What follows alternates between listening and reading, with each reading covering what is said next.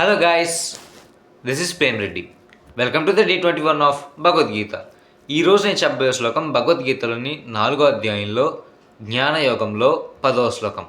ఈరోజు శ్లోకం వచ్చేసరికి వీతరాగ భయక్రోధ మన్మయ మాముపాశ్రిత బహవో జ్ఞానతపిస పూత మద్భవావమగతా.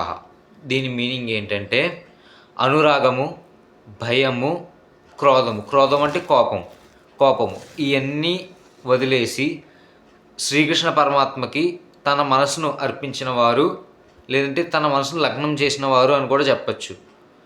ఎంతసేపు భగవాన్ స్మరణలో ఉండే వాళ్ళు ఉంటారు చూసారా, అలాంటి వాళ్ళందరికీ కూడా జ్ఞానోదయం అనేది కలిగి దేవుని అనుగ్రహం అనేది కలుగుతుందన్నమాట. శ్రీకృష్ణ పరమాత్మ అలాంటి వ్యక్తులకి నేను అనుగ్రహం, నా సాన్నిధ్యంలో అనుగ్రహం నేను కలిగిస్తాను అని ఈ శ్లోకం ద్వారా చెప్పారు. ఇది ఈ శ్లోకం యొక్క తాత్పర్యం. Thank you.